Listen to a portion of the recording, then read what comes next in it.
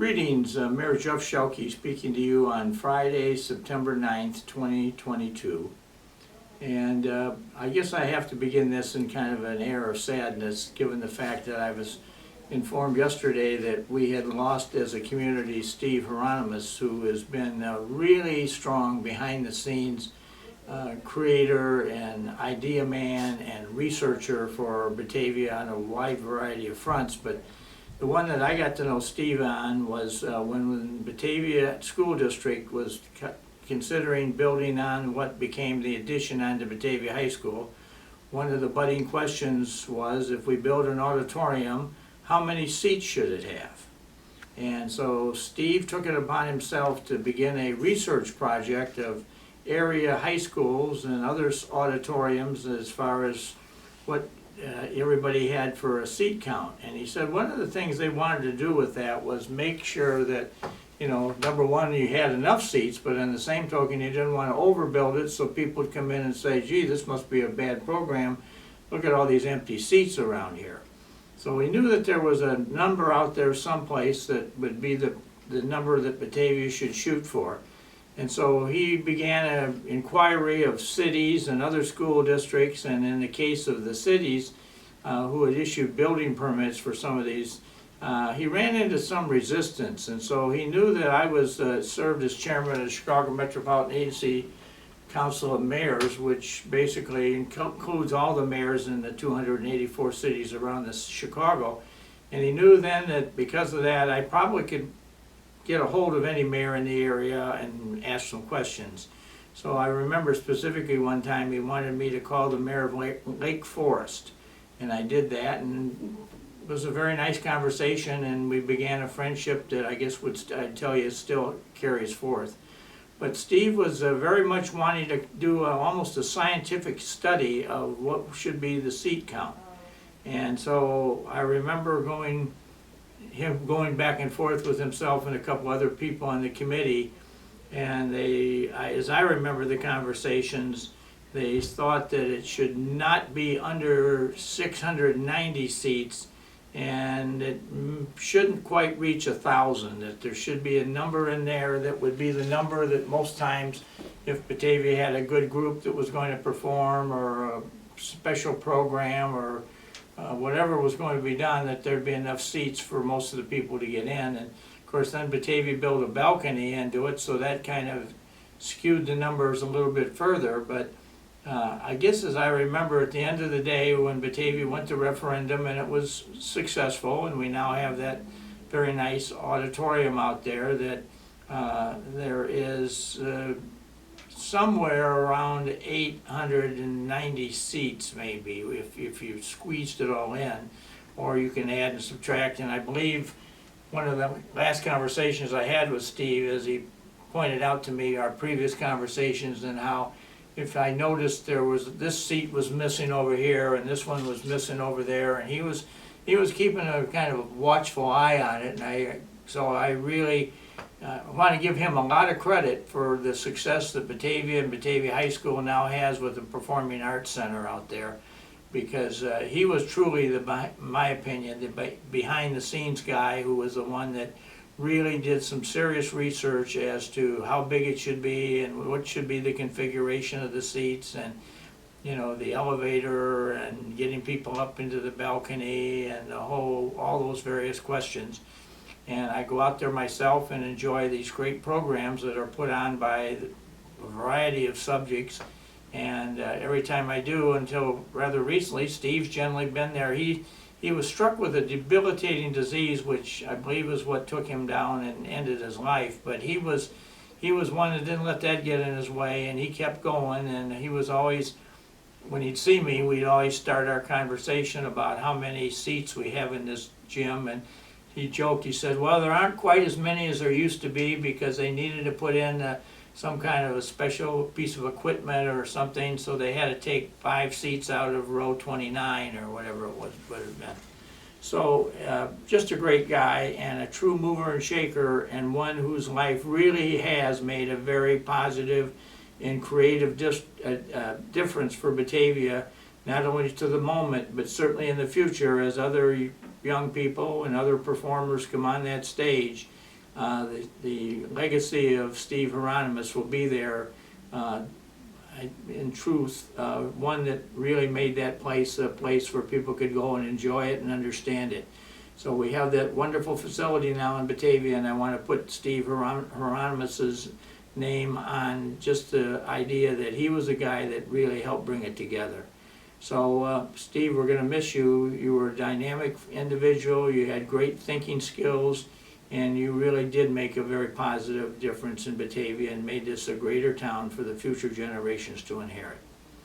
So with sadness, I express my condolences to his family and know that he really was somebody who made Batavia a special place. So let me move on.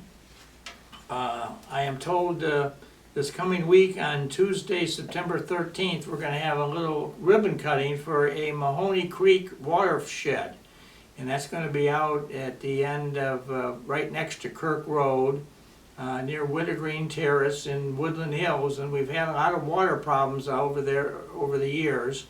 And I think now with the cooperation specifically of the Kane County Highway Department, the Kane County Forest Reserve, and maybe most importantly our friends over at Fermilab, everybody kind of came to the table in agreement that we should kind of change things around and change a little flow and build a little hedge here or whatever have you. And so hopefully what we now have created out there will greatly reduce the water problems that some of the residents were having in their basements and whatever. So on Tuesday night we're going to have a little ribbon cutting out there because a lot of people have put up with a lot of construction and some changes in the designs and whatever. So we're going to have a little thing out there Tuesday night around 5 o'clock, as I remember the time. So we are going to be out there. If you want to see me, I should probably be out there someplace. We had some other things happen. I've been asked, they've asked all the mayors in the United States if we would participate in an exercise called Move with the Mayor. And they want the mayor to go out and do something that will get people at least walking and talking and thinking. And so I've agreed to have a Move with the Mayor program that will be here coming up in a future Sunday morning at 9 o'clock. And we will be taking people on a walking tour through downtown Batavia to talk about the history of what has been here and what is here now. And so we are going to be doing this, and I think it will be something that will be very interesting to people, because I will tell you that Batavia's actual history of our downtown has more national touches to it, including the fact that, you know, such things as we had astronaut Buzz Aldrin, who put the American flag on the moon for the first time in 1969. His grandfather was minister of the Batavian United Methodist Church for 3 years between 1915 and 1918. And then down at the other end of Island Avenue, where it's called Shumway, there was the Shumway Foundry down there for over 130 years, and for a good number of years they made the mold for the Academy Award right down there, so that was something significant. And then in our own city council building, which originally started out as the Appleton Windmill Factory, in the 1960s, the building was occupied by a company by the name of Dunbar Capital, and they put together some components that were used by the U.S. space industry. And in 1969, when we landed on the moon, the 3 astronauts came back, and they wrote a book about how they got there and all the parts of the world that contributed and towns that helped make pieces of the rocket and whatever have you. And I'm very proud to point out that on page 77 of that book, at least the copy I have is page 77, they talk about that the flexible fuel lines that were used in the rocket that landed on the moon were made in Batavia, Illinois. And that was at the DK Aerospace. They had a subsidy of a space line, and they made those fuel lines in Batavia and the council chambers. So just a sampling of the things I'm going to talk about, and I think people will find it very interesting. And we're going to start at 9 o'clock in the morning on September 25th And the goal is to at least talk for 2 hours. I think I can probably do that, but we're just gonna walk, starting at the Depot Museum, and then we're gonna walk over by the dam, and then we're gonna walk by the City Hall area, and then we're gonna go over and go up the top of the hill to the Methodist Church, and then come back down by the library, and then come back down to Wilson and Island where the Newton Wagon Factory was, and then the Batavia Body Company, and now it's a commercial area there. And then we're gonna walk down to where Shumway Foundry is, and I'm gonna tell the story about the molds for the Academy Award.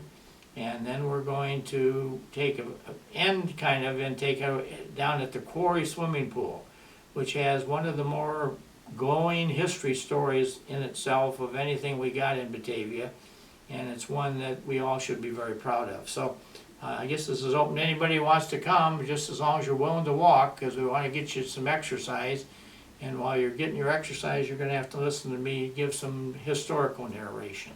So that's planned for, again, the 25th. And I'm told we've opened a Starbucks restaurant, or excuse me, coffee shop. I guess they sell something to eat out on Randall Road this week, and we are in talks with about 2 or 3 other restaurants that now want to come into Batavia.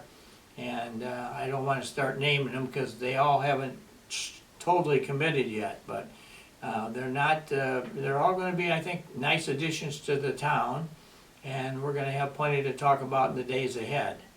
And so this past week we are changing over our police chief from Dan Ewell to Sean Mazza.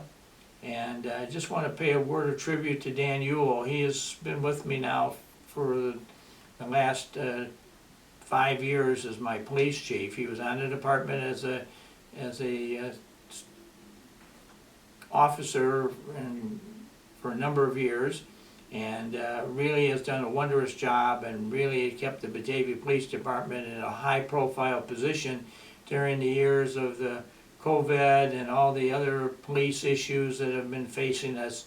I'm very proud of the job he's done, and we're handing the job over to Sean Mazza, who is the current deputy police chief, and I'm sure he will do a similar job that Dan has done, and we will be very, very fortunate. So if you see Sean around, welcome him as your new police chief, because I'm sure he will do an outstanding job. So with that, I'm going to end. Thank you all for watching today, and I look forward to talking to you all next week.